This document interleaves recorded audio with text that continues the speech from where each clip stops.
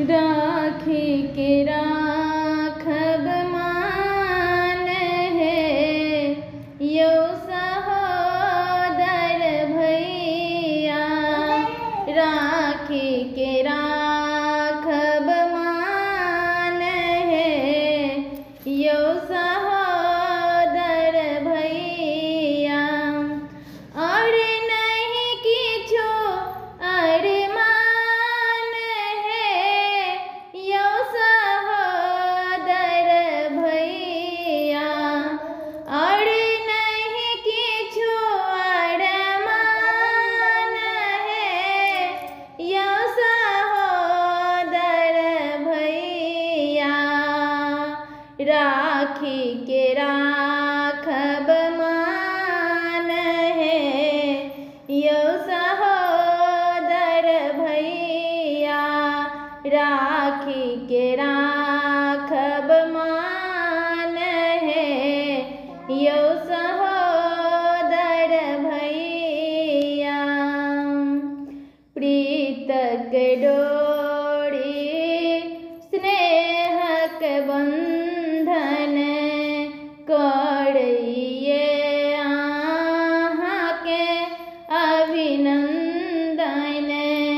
प्रीतक डोरी स्नेहक बंधन करइए अहाँके अभिनंदन। देबै बहिन पर ध्यान है यो सहोदर भैया। देबै बहिन पर ध्यान है यो सहोदर भैया। राखी के राखब मान है यो सहोदर भैया। राखी के राखब मान है यो सहोदर भैया। आनो घर के बेटी बहिना बुझबै हुनको हमरे जहि